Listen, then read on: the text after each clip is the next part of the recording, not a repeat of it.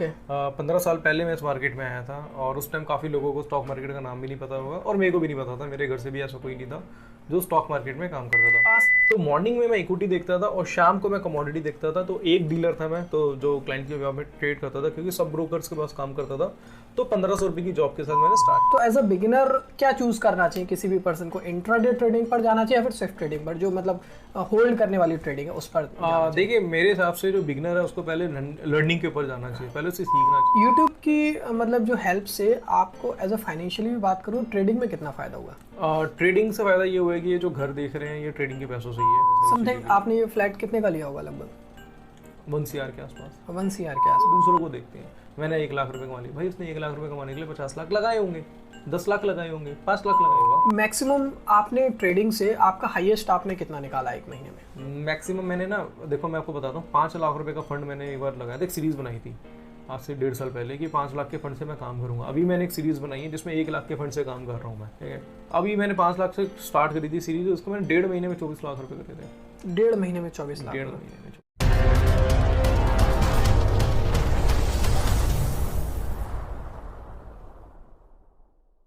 मेरा जो basic question है पहला वो यही, लाइक हाउ स्टार्ट ट्रेडिंग।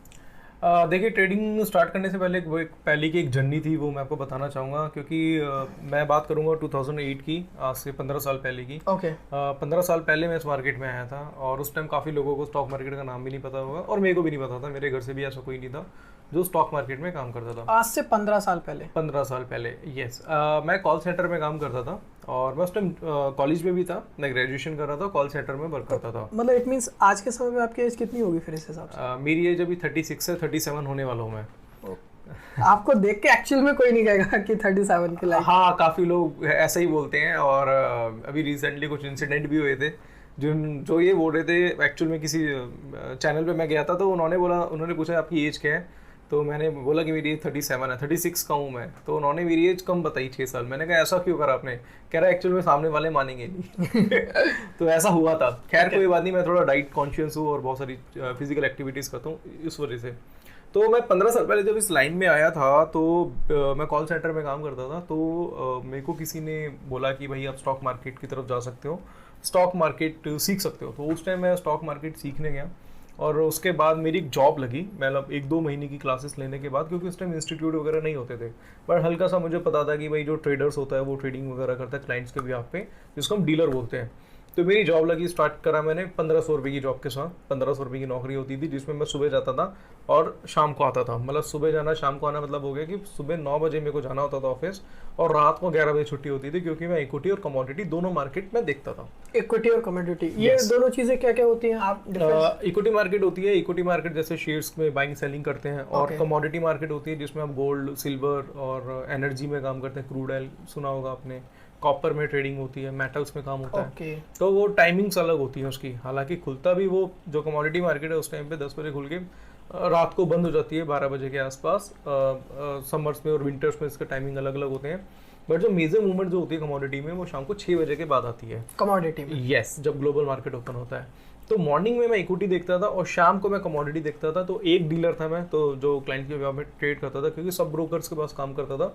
तो 1500 रुपये की जॉब के साथ मैंने स्टार्ट किया। तो यहाँ पे मैं आपके जो सब्सक्राइबर हैं या फिर आपके जो फॉलोअर्स हैं, दर्शक हैं, इनको बोलना चाहूँगा कि अगर आप किसी भी लाइन में स्टार्ट करो तो सबसे पहले आप अपनी सैलरी मत देखो कि यार कितनी सैलरी मेरे को मिल रही है। आज के साथ सबसे बड़ी प्रॉब्लम लोगों के साथ ये है कि वो सीधा सीधा सैलरी देखते हैं कि मुझे 40,000 मिल जाए, मुझे 50,000 मिल जाए, बट वो सीखने के ऊपर नहीं जाते। उस टाइम मैंने सीखा क्योंकि उस टाइम जॉब नहीं थी। तो मैंने कहा 1500 मिल रहे हैं, ठीक है भाई 1500 मिल रहे हैं, कोई बात नहीं। क्योंकि 12,000 की जॉब छोड़ के कॉल सेंटर से मैं 1500 की नौकरी कर रहा था, वो भी पूरे दिन। तो बड़ा हैक्टिक हो जाता था। तो ठीक है, मैंने साल भर काम किया, साल भर मैंने सीखा काम को, और उस टाइम फिर मैंने जॉब करी रैलीगिर में। आई थिंक 2008 में मैंने स्टार्ट किया था, 2009 तक मैंने काम किया। 2009 में मैं रैलीगिर चला गया। अब रैलीगिर में मेरी वही काम था, डीलर की पोस्ट थी और 10,000 रुपये सैलरी में मैं काम करता था। काट कूट के कुछ 8,500 रुपये आते थे। और उस टाइम क्या था कि सिर्फ मैं क्या करता था, क्लाइंट ने बोला ये शेयर खरीदो, ये शेयर बेचो, कमोडिटी में ये काम था, वो मैंने किया उसमें। अब हुआ क्या उसके बाद कि मैंने देखा कि जब मैं बाजार में जब हम काम करते हैं तो कुछ टिप्स वगैरह आती है, ब्रोकर बताता है कि भाई ये शेयर खरीदो, ये शेयर बेचो, ये शेयर वहाँ तक जाएगा, वहाँ तक जाएगा। तो मैंने सोचा चलो इसी काम को सीख लिया जाए। तो उसके बाद मैंने टेक्निकल एनालिसिस सीखना स्टार्ट किया, और उस वक्त पे मैं आपको बताना चाहूँगा कि मैंने जो टेक्निकल एनालिसिस की फ़ीस जो पे करी थी वो 35,000 करी थी, जिसमें मेरी सैलरी 8,000 रुपये थी उस समय पे। और आज के लोग सोचते हैं कि 1,000-2,000 में कोई सिखा दे। तो उस वक्त पे इतना पैसा पे करके मैंने टेक्निकल एनालिसिस सीखा, और सही बताऊँ तो टेक्निकल एनालिसिस की मैंने 3 जगह क्लासेस ली थी। तो ये मेरी जर्नी रही कि किस तरीके से मैंने मार्केट में एंट्री करी और किस तरीके से मैं टेक्निकल एनालिस्ट बना। एक्चुअल में ट्रेडिंग है क्या? मतलब मुझे ये जानना है कि ये जो वर्ड है ट्रेडिंग, तो कोई नया बिगिनर बंदा आता है तो उसे यही नहीं पता होता एक्चुअल में कि ट्रेडिंग है क्या। उसे लगता है कि स्टॉक्स, या उसका माइंड सीधे शेयर्स पे जाता है, कंपनी के शेयर्स पे जाता है। तो मैं चाहूँगा कि आप उस चीज़ को आज थोड़ा सा क्लियर करें कि लाइक व्हाट इज़ ट्रेडिंग। देखिए, ट्रेडिंग अगर हम स्टॉक मार्केट के बारे में बात करें तो शेयर का खरीदना और बेचना ट्रेडिंग कह सकते हैं इसे। बट अगर मैं इसे सिंपल वर्ड में बताना चाहूँ तो हर कोई एक ट्रेडर है, जो एक बिजनेसमैन है। एक सब्जी वाला है, वो भी एक ट्रेडर है। वो सुबह जाता है, सब्जी लेकर आता है, उसे शाम तक बेचना पड़ता है, तो वो एक इंट्राडे ट्रेडर हो गया, क्योंकि अगले दिन उसकी सब्जी खराब हो जाएगी। तो हर कोई ट्रेडिंग करता है। बाजार में जब हम काम करते हैं, स्टॉक मार्केट की हम बात करें तो शेयरों को खरीदना बेचना, तो हम किसी कंपनी को खरीद नहीं रहे, हम इसके प्राइस पे काम कर रहे हैं, ट्रेडिंग कर रहे हैं। तो बेसिकली हम छोटे छोटे प्रॉफिट्स के लिए हम बाजार में काम करते हैं। अब इसमें ट्रेडिंग में भी अलग अलग तरीके के होते हैं। जैसे कोई ट्रेडिंग करता है, वो इंट्राडे ट्रेडर है, जो इंट्राडे में ही अपना प्रॉफिट लॉस कवर करना चाहता है, मतलब प्रॉफिट लॉस बुक करना चाहता है। दूसरा हो गया कि जो होल्डिंग करके ट्रेडिंग करना चाहते हैं कि मैंने आज ट्रेड करा है, मैं उसे थोड़ा सा लंबे टाइम फ्रेम के लिए या फिर कल के लिए होल्ड करूंगा, चाहे हम खरीद के चाहे बेच के, दोनों तरफ काम करें। एक होता है जी पोजिशनल ट्रेडर, जो पोजिशनल ट्रेडिंग करता है कि वो इन्वेस्टिंग के ऊपर होता है कि मैंने आज एक स्टॉक खरीदा और मैं उसको बहुत लॉन्ग टर्म के बाद बेचूंगा। तो बेसिकली उसको इन्वेस्टिंग बोलते हैं, बट कुछ लॉन्ग टर्म ट्रेडर भी उसे बोलते हैं। ट्रेडिंग बेसिकली मैं सिंपल भाषा में बोलना चाहूँगा कि जब आपको लगता है कि आप ट्रेडिंग बेसिकली बोलना चाहूँगा जब आप प्रॉफिट के लिए बाजार में शेयरों की खरीदारी और बिकवाली करते हैं।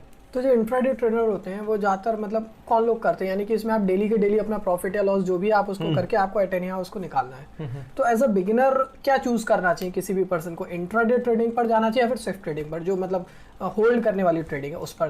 देखिए, मेरे हिसाब से जो बिगिनर है उसको पहले लर्निंग के ऊपर जाना चाहिए, पहले उसे सीखना चाहिए। कुछ टेक्निकल्स होते हैं, टेक्निकल एनालिसिस होती है जो आपको बताती है कि कैसे शेयर को खरीदना है, बेचना है, डायरेक्शन बेस्ड ट्रेडिंग कैसे करनी है, स्विंग ट्रेडिंग कैसे करनी है, इंट्राडे ट्रेडिंग कैसे करनी है, पोजिशनल ट्रेड कैसे बनाने हैं, टाइम फ्रेम के कॉम्बिनेशन को किस तरीके से समझना है, उसके लिए कहीं ना कहीं टेक्निकल एनालिसिस सीखना होता है। सबसे बड़ी बात यह है कि लोग मार्केट में आते हैं, वो सीखते नहीं, वो सीधा ट्रेडिंग करना स्टार्ट कर देते हैं, FNO में काम करते हैं, फ्यूचर ऑप्शंस में काम करते हैं और उसमें बड़ा नुकसान कर देते हैं। बट मेरे हिसाब से पहले आप सीख लीजिए और कैश मार्केट से स्टार्ट करिए। उसके बाद आप चाहे इंट्राडे करना चाहे स्विंग करना चाहे लॉन्ग टर्म करना चाहे, वो आपके ऊपर depend. Cash market in the sense? Cash market मतलब आप जब इक्विटी में काम करते हैं। ओके। और फ्यूचर ऑप्शन होता है जिसमें स्टॉक के फ्यूचर ऑप्शंस भी होते हैं, फ्यूचर में भी ट्रेडिंग होती है इसके, और ऑप्शंस में भी होती है। ऑप्शंस के बारे में बताना चाहूँगा कि मार्केट में सबसे ज़्यादा जो नुकसान होता है, अभी सेबी का डेटा आया था जिसके हिसाब से 91% लोगों को मार्केट में नुकसान हो रहा है, सिर्फ 9% ये जिनको प्रॉफिट हो रहा है। तो उनका नुकसान का कारण क्या है कि वो ज़्यादातर ऑप्शंस मार्केट में काम करते हैं। ऑप्शन बहुत ब्यूटीफुल चीज़ है। ऑप्शन मार्केट में भी कुछ अलग अलग ट्रिक और स्ट्रेटजीज होती हैं जिसका आप यूज़ करेंगे तो ही आप पैसा बना पाएंगे। तो मेरे हिसाब से जब आप सीखते हैं, मार्केट में आते हैं, तो टेक्निकल एनालिसिस शुरुआत करिए आप, उसके बाद कैश मार्केट में काम करिए, उसके बाद फिर आप फ्यूचर ऑप्शंस की तरफ जा सकते हैं। ओके। तो ये जो अभी हम बात कर रहे थे कि लाइक टेक्निकल एनालिसिस सीखने की सबसे बेस्ट वे या सबसे सिंपल वे किसी भी एज अ बिगिनर को जो ट्रेडिंग में आना चाहता है क्या हो सकता है, कैसे सीख सकता है वो टेक्निकल एनालिसिस? देखिए, टेक्निकल एनालिसिस के लिए आजकल यूट्यूब में बहुत सारी वीडियोज़ हैं, वहाँ पे वो जा सकते हैं। बेसिक्स चीज़ें सीखने की कोशिश करिए, क्योंकि जब आप स्टार्ट करते हैं तो बेसिक्स से स्टार्ट करते हैं। बहुत ज़्यादा एडवांस मत जाइए, बहुत सारे इंडिकेटर्स पे मत जाइए, बहुत सारी कुछ स्ट्रेटजीज पे मत जाइए। पहले प्रोसेस को सीखिए। प्रोसेस सीखना बहुत बहुत बहुत ज़्यादा ज़रूरी है। पहले अपने बेसिक्स पे ध्यान दीजिए। पहले आप ये सोचिए कि मार्केट में आप आए, क्यों आए, क्या रीज़न है आपका आने का। क्या आप फुल टाइम करियर या ट्रेडिंग में चुनना चाहते हैं? क्या आप आपके पास जो एक फंड है उस फंड को मल्टीपल करना चाहते हैं, यानी कि कुछ रिटर्न के लिए आए हैं? और उस बेसिक्स पे आपको काम करना पड़ेगा। जैसे कुछ कैंडल स्टिक पैटर्न होते हैं, जैसे आप यहाँ पे चार्ट पे देख रहे हैं। अच्छा, मैं इसको वो कर देता हूँ, स्क्रीन रिकॉर्ड। जैसे कि आप चार्ट पे देख रहे हैं कि यहाँ पे ये कुछ ग्रीन और रेड कैंडल्स आपको देखने को मिलेंगी। तो ये जो होता है ना, ये सब एनालिसिस है, ये टेक्निकल एनालिसिस का पार्ट है। तो यहाँ पे एक जैसे पैटर्न बना हुआ है जिसको बोलते हैं रेजिस्टेंस, यानी कि रेजिस्टेंस का ब्रेकआउट हुआ। आज जैसे कि मॉर्निंग में मैंने एक ट्रेड किया था यहाँ पे, अगर मैं आपको बताना चाहूँगा, तो जब बैंक निफ्टी का प्राइस चला था 45,900 के आसपास, उसके बाद अगर आप देखेंगे तो बाजार ने हाई बनाया 46,097 का। और मैं आपको अपना प्रॉफिट भी दिखाना चाहूँगा कि क्या था। मेरा जो आज का प्रॉफिट है वो 6,488 का है।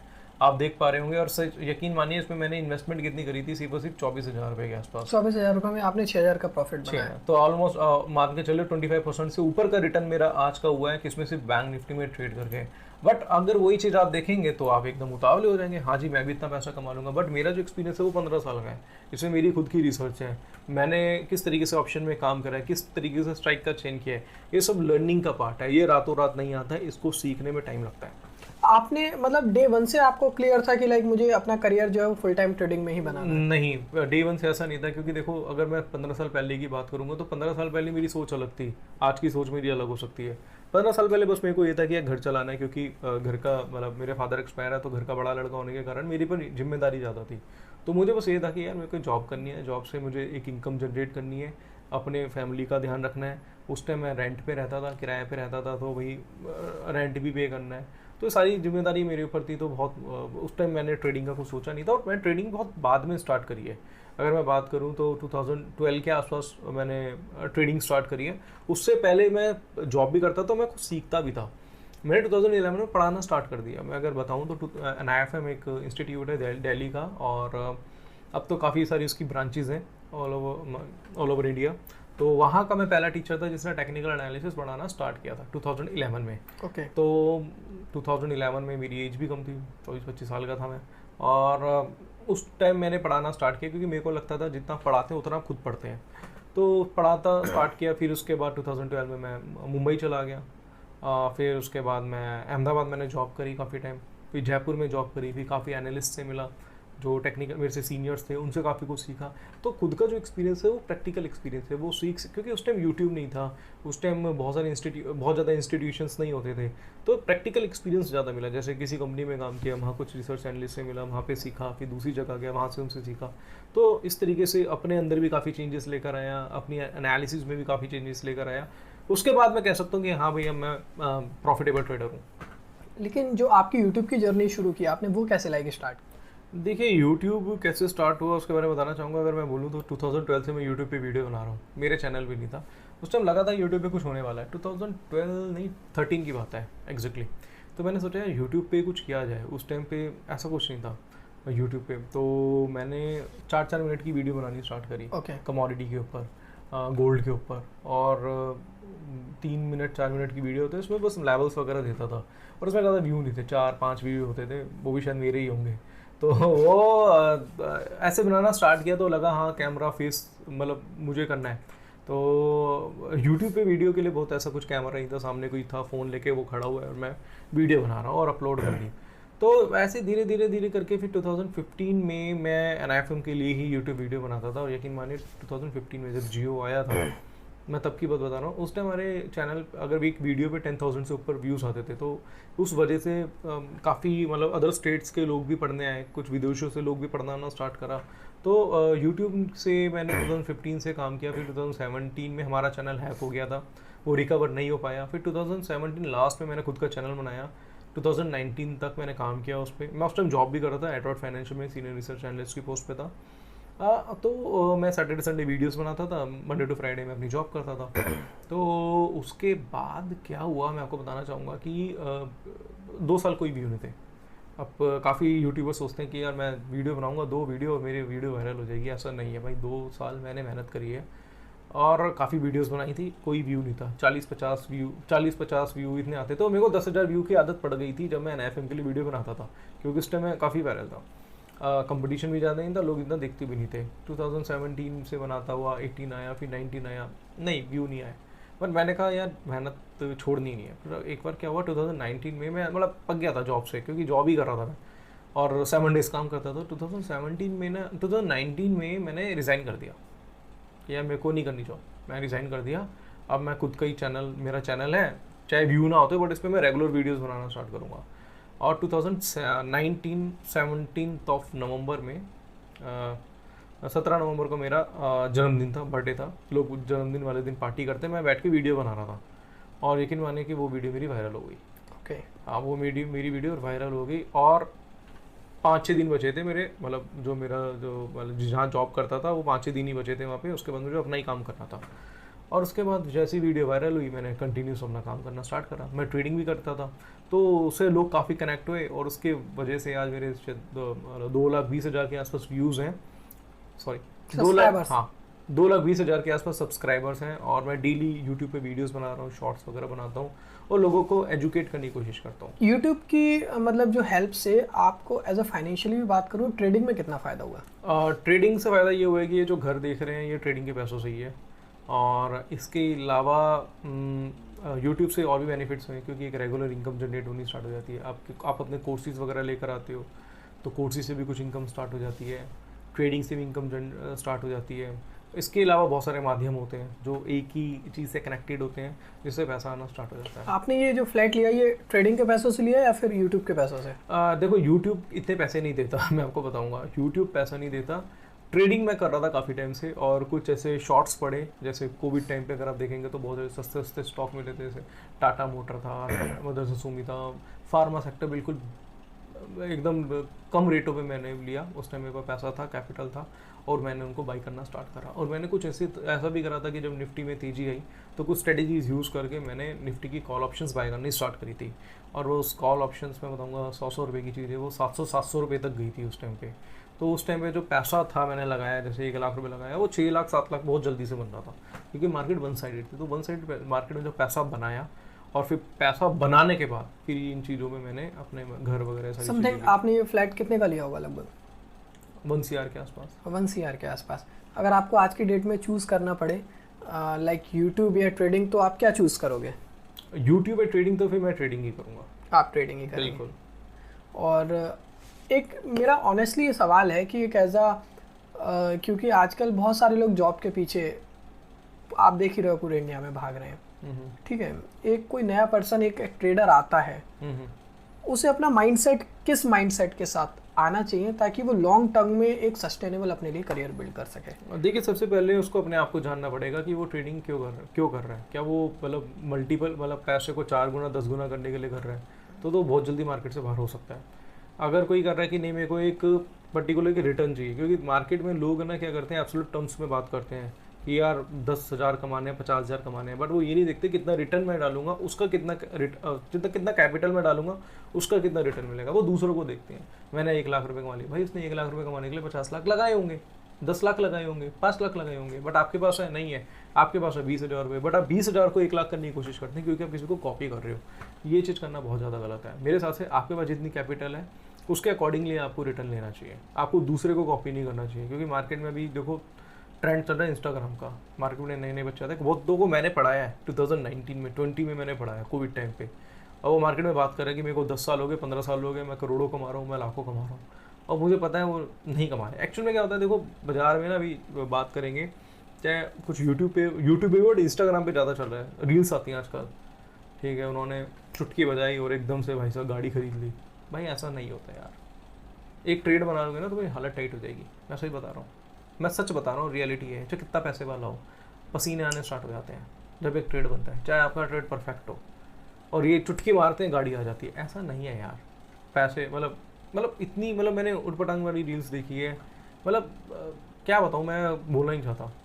मैंने भी किसी का वीडियो देखा, वो कहता भाई मैं 2 करोड़ में महीने के कमाता हूँ, और 19 साल का लड़का। मैंने कहा ये क्या हो रहा है भाई, ये तो बहुत सारी चीज़ें गलत हैं, और मैं किसी को बोलना नहीं चाहता, बट ये है कि आप किसी को देख के मत आओ, आप अपने आप को पहचानो कि मैं ट्रेडिंग कर रहा हूँ, क्या मैं कैपेबल हूँ ट्रेडिंग करने के लिए, क्या मैं सीखने की कैपेबल हूँ। मैं उसकी वीडियो देख के मैं आ रहा हूँ तो इसका मतलब है फिर आप गलती कर रहे हो। ये एक मुझे लगता है कि कहीं ना कहीं फ्यूचर के लिए बहुत ज़्यादा रॉन्ग माइंडसेट है लोगों का। बिल्कुल है, क्योंकि देखो मेरे हिसाब से अगर आपके पास कितना कैपिटल है, आपकी कितनी नॉलेज है, आप मार्केट को कितना टाइम दे रहे हो, उसके हिसाब से आप कितना रिटर्न मार्केट में ले रहे हो, वो डिपेंड करता है। देखो एक चीज़ और है, मैं आपको बताना चाहूँगा कि मार्केट में जैसे आप काम कर रहे हो, ट्रेडिंग अगर आप कर रहे हो, तो 2-3 तरह की ट्रेडिंग होती है, स्टाइल होता है, स्कैल्पिंग होती है। स्कैल्पिंग होता है कि आपने खरीदा और एकदम बेच दिया छोटा सा प्रॉफिट लेके। एक होता है थोड़ा होल्डिंग करके पसंद करता है। तो हर बंदे का ना तरीका अलग है। जैसे मेरे बहुत सारे स्टूडेंट्स हैं, मैंने काफ़ी स्टूडेंट्स को पढ़ाया, तो अब किसी का स्टाइल क्या है, मेरा स्टाइल है, मैं पोजीशन बनाता हूँ, होल्ड करने की कोशिश। जैसे मैंने प्रॉफिट दिखाया, 6,000 का प्रॉफिट 24,000 में आ रहा था, चाहता तो 2,000 पे आता तभी मैं बुक कर लेता, ठीक है। वो प्रॉफिट 8,000 भी गया था तो मैं बुक कर लेता। मैंने नहीं करा, क्योंकि मुझे लगता है मुझे होल्ड करूंगा तो ज़्यादा पैसा कमा सकता हूँ, मेरी स्ट्रेटजी अलग है। हो सकता है मेरा कोई स्टूडेंट है, उसकी स्ट्रेटजी अलग है, वो स्कैल्पिंग करना पसंद करता हो। मैं अगर 15 मिनट के चार्ट पे काम कर रहा हूँ, हो सकता है मेरा कोई स्टूडेंट हो जो 5 मिनट के चार्ट पे काम करता हूँ।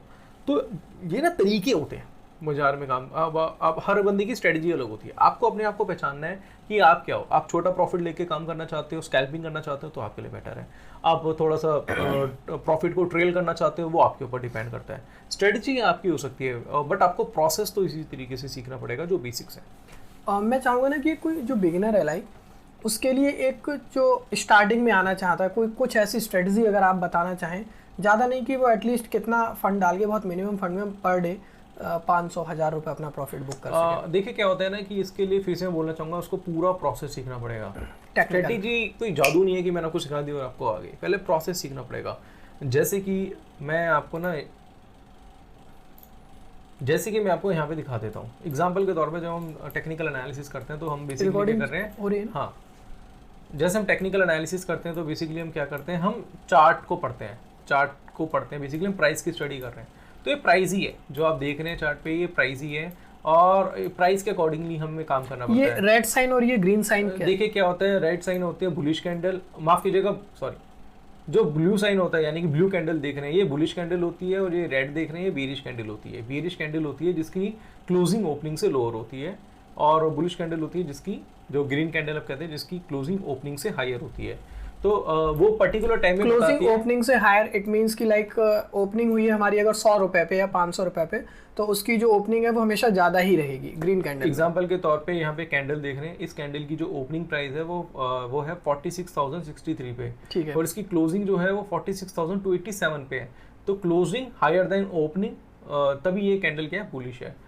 दूसरे कैंडल पे अगर आप देख रहे हैं तो इसकी ओपनिंग प्राइस क्या है 46,285 पे, और अगर क्लोजिंग प्राइस देखेंगे जो यहाँ पे देखने को मिल रहा है आपको, वो है 46,143। तो क्लोजिंग लोअर देन ओपनिंग, तो ये बेरिश कैंडल होगी। हमें ना इस कैंडल को समझना पड़ता है, इसके अंदर एक साइकोलॉजी होती है जिसको पढ़ना पड़ता है, इनके पैटर्न्स को समझना पड़ता है। इस पैटर्न के अकॉर्डिंगली आप क्या करते हैं, बाजार में ट्रेड बनाते हैं। इसमें अलग अलग तरीके के पैटर्न्स आपको देखने को मिलते हैं, जैसे कि आप कैंडलस्टिक पैटर्न में bullish एनएमई, bearish एनएमई, hammer, shooting star, morning star, evening star, piercing pattern, dark crowd cover, bullish engulfing, bearish engulfing, tweezer top, tweezer bottom, इसके साथ साथ हैंगिंग मैन, और बहुत सारे पैटर्न्स होते हैं जो यहाँ पे देखने को मिलते हैं, उसको पढ़ना पड़ता है। उसके बाद आपको ना ये चार्ट पैटर्न होते हैं, जैसे सपोर्ट और रेजिस्टेंस हो गए, ठीक है। जैसे कि अगर मैं यहाँ पे देखूँ तो ये एक रेजिस्टेंस है बैंक निफ्टी का, तो ये एक रेजिस्टेंस था, उस रेजिस्टेंस के में ब्रेकआउट मिला, फिर बाजार नीचे आया, वापस से इसमें एक पुल बैक देखने को मिला, तो उसमें एक तेजी देखने को मिली। इस तरीके के ना ये पढ़ना पड़ता है, ये स्टडी का पार्ट है। दूसरा यहाँ पे आपको एक, अगर आप देखेंगे तो आपको एक ट्रेंड लाइन आपको यहाँ पे क्या है देखने को मिल जाएगा। एग्जैक्टली मैं यहाँ पे आपके लिए लगाता हूँ, तो ये क्या है, ट्रेंड लाइन है, इसको पढ़ना पड़ेगा। जैसे ट्रेंड लाइन का ब्रेकआउट हुआ तो वहाँ से 44,835 से हाई लगाया 45,893 का। तो ये सारा स्टडी का पार्ट है। बहुत ज़्यादा टेक्निकल पे जाऊँगा शायद आपके जो दर्शक हैं कंफ्यूज हो जाएंगे, बट बहुत सारे पैटर्न्स होते हैं, बहुत सारी स्टडी होती है। जैसे आप इंडिकेटर्स देख रहे हैं, ये इंडिकेटर्स हैं, ठीक है। ये इंडिकेटर्स भी एक सपोर्टिंग टूल होता है कि अगर आपने कोई ट्रेड बनाया तो वो कितना उस ट्रेड को सपोर्ट कर रहे हैं, क्या इसमें कोई डाइवर्जेंस तो नहीं है। ये एक एक चीज़ है ना आपको यहाँ पे सीखने को मिलेगी। ये कि जैसे मान लीजिए कि आपने ट्रेडिंग के पैसे से ये घर लिया, आपने लाइक 1 करोड़ रुपए इसमें इन्वेस्ट कर दिया, आपको नहीं लगता है कि अगर आप इसको री इन्वेस्ट करते या आपको कभी बाद में लगाओ तो वो मेरे लिए ज़्यादा बेटर रहता कि मैंने इसमें 1 करोड़ रुपए अपने इस घर में लगा दिया? देखिए ना, हर चीज़ के, हर बंदे का एक सपना होता है। क्योंकि मैं किराए के घर पे रहूँ तो मुझे था कि घर लेना है, ठीक है। तो जब मेरे को अपॉर्चुनिटी मिली तो सबसे पहले मैंने घर लिया, क्योंकि देखो अपना घर होता है, ठीक है। बस री इन्वेस्ट करता है, वो ठीक है, वो एक वर्चुअली है, ठीक है, वो ठीक है, वो पैसा रखा हुआ है, वो बढ़ रहा है। बट यार मैं तो चाहूँगा ना कि मेरे को नींद अपने घर पे ही है, तो वो भी तो सेटिस्फेक्शन है। दूसरी बात यह है कि घर लिया, वो था कि लेना था, वो लिया मैंने। दूसरी चीज़ क्या है कि इसके अलावा भी मेरे और भी खर्चे हैं। देखो सबसे बड़ी बात क्या है कि आप पैसा कमा रहे हो, आपने बहुत पैसा कमाया है, बट आप उसे खर्च नहीं कर पा रहे। आप पैसे से पैसा बना रहे हो, ठीक है, अच्छी बात है, वो अच्छी बात है, बट आपको खर्च भी करना आना चाहिए। क्योंकि भगवान ना पैसा दे भी देता है, बट हर किसी के बस की बात नहीं होती जो उसे खर्च कर पाए। घर लेना ये भी एक एसेट ही है, ये भी एक इन्वेस्टमेंट भी है। ऐसा नहीं है कि घर की वैल्यू नहीं बढ़ती, घर की वैल्यू ही बढ़ती है अगर आपने अच्छी जगह इन्वेस्टमेंट की हो। दूसरा क्या है कि आपकी एक रेंटल इनकम बचती है, ठीक है, तो ये भी एक तरीके से इन्वेस्टमेंट ही होगी। तीसरी चीज़ ये है कि मैं ट्रैवल भी बहुत करता हूँ। काफ़ी लोगों के, जैसे मेरे फ्रेंड्स हैं, जैसे यूट्यूबर हैं या फिर मेरी लाइन से, वो कहते हैं यार तू ट्रैवल बहुत करता है। मैंने कहा हमारी लाइन में सबसे बड़ा फ़ायदा ये है कि अगर आप ट्रैवलिंग कर रहे हो तो ट्रैवलिंग करते करते भी आप मार्केट में काम कर सकते हो। ये सबसे बढ़िया मज़ा आता है इसमें।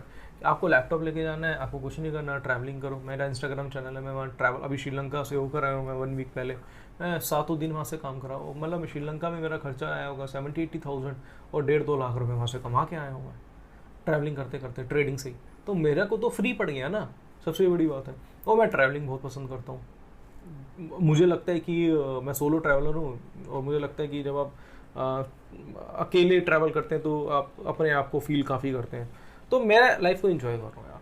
मेरा ये नहीं है, काफ़ी लोग सोचते हैं कि भाई ट्रेडिंग का मतलब है कि पूरी दिन आके लगा के बैठे रहो। ऐसा नहीं है यार, आप इंजॉय करो लाइफ को। इंजॉय करना बहुत ज़्यादा जरूरी है कि पूरी ज़िंदगी काम ही तो करा है, जॉब ही तो करी है।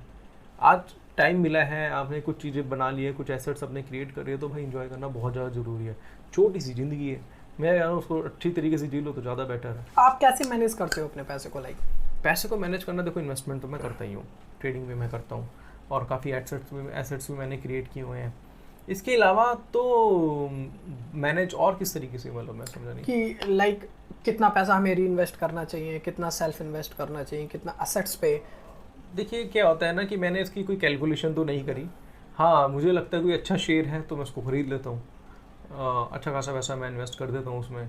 और जब लगता है, अब तक का आपका बेस्ट शेयर कौन सा रहा होगा जिसने आपको अनबिलीवेबल एकदम से तो नहीं, टाटा मोटर्स अभी भी रखे हैं मेरे को 70 रुपये के आसपास। अच्छा, 70 रुपये के हैं और अगर टाटा मोटर का प्राइस देखोगे तो आप देख के हैरान हो जाओगे, 640 रुपये का रेट चल रहा है। और आज मैंने शॉर्ट भी किया था आज मैंने शॉर्ट भी किया है। अच्छा। अगर आप देखेंगे तो टाटा मोटर को मैंने शॉर्ट भी किया, एक पैटर्न बना था। मैं आपको यार एक वो करना था, तो यहाँ पे टाटा मोटर को आज मैंने शॉर्ट भी किया था। अगर आप देखेंगे तो इसका प्राइस अभी 640 रुपये के आसपास का चल रहा है और मैंने आज इसको 648 के आसपास शॉर्ट किया था। मैं आपको दिखा देता हूँ। शॉर्ट करना क्या होता है? सेलिंग करना, सेल करते हैं, शॉर्ट ठीक सेल करा था।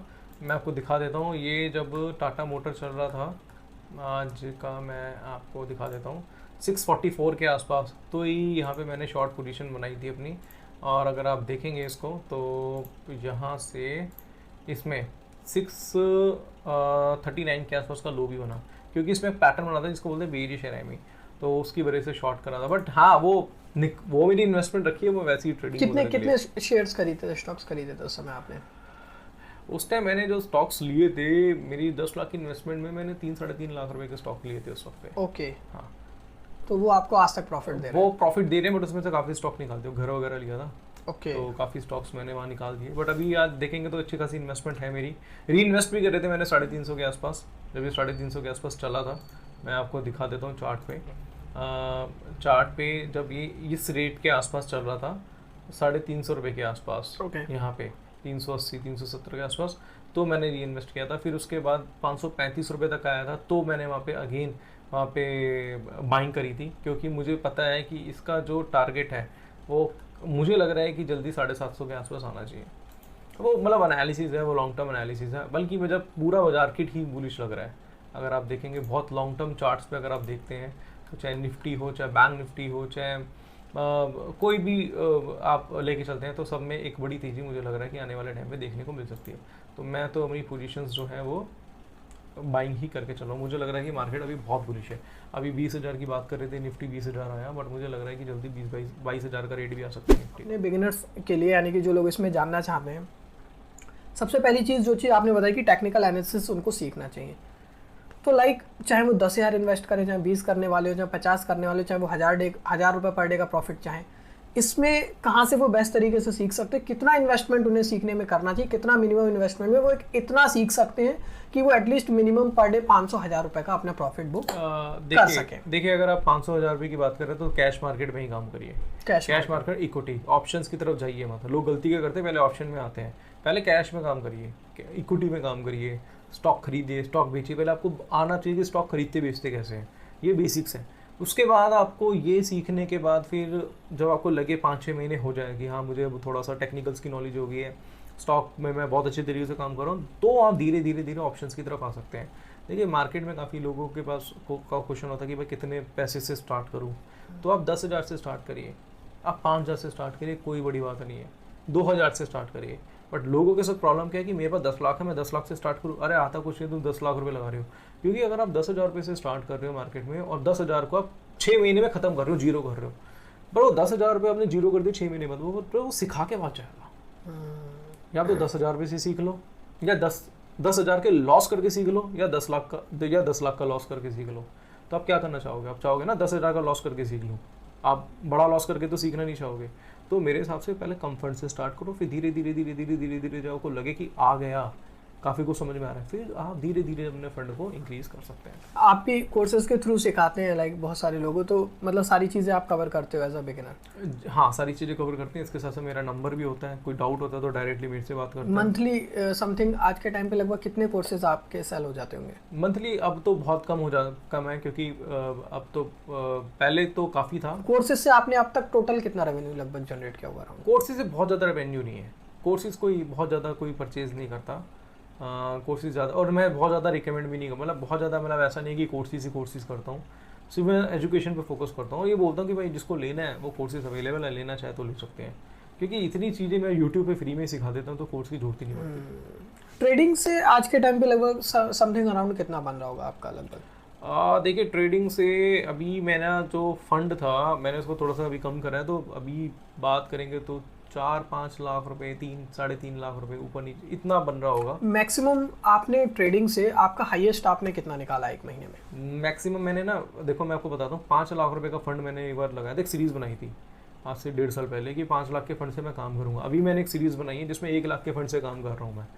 लगाने को मैं 1 करोड़ भी लगा सकता हूँ, बट मैं छोटे लोग जो रिटेल स्मॉल ट्रेडर है उनको ध्यान में रख के कर रहा हूँ, ठीक है। अभी मैंने 5 लाख से स्टार्ट करी थी सीरीज, उसको मैंने 1.5 महीने में 24 लाख रुपए करे थे।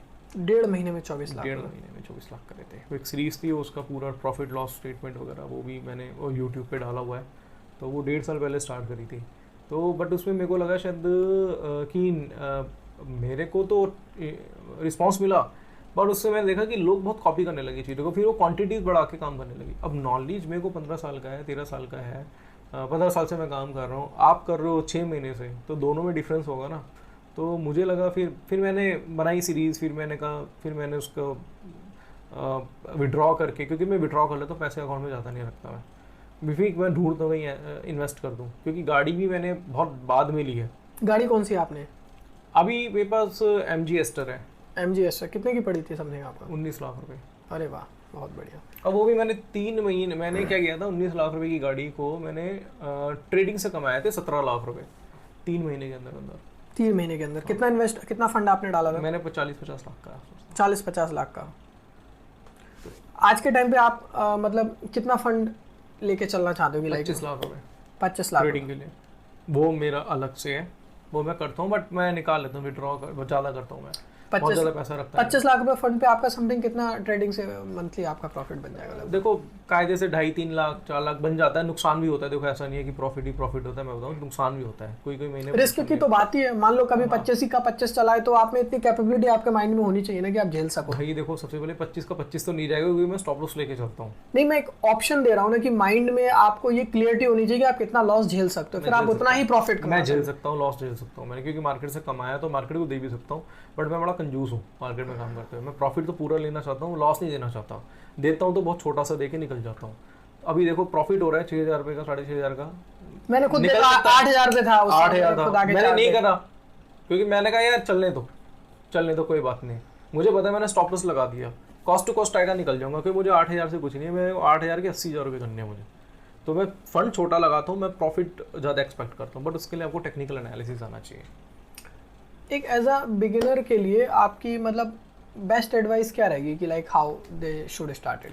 देखो, अगर आपको स्टार्ट करना है तो सबसे पहले सीखने पे फोकस करिए। अगर आप इन्वेस्टिंग कर रहे हो तो फंडामेंटल सीखिए, अगर आपको टेक्निकल करना है तो आपको ट्रेडिंग करनी है तो आप टेक्निकल सीखिए। बिना टेक्निकल के एनालिसिस के आप नहीं कर सकते। और कैश मार्केट से स्टार्ट करिए। कैश मार्केट से स्टार्ट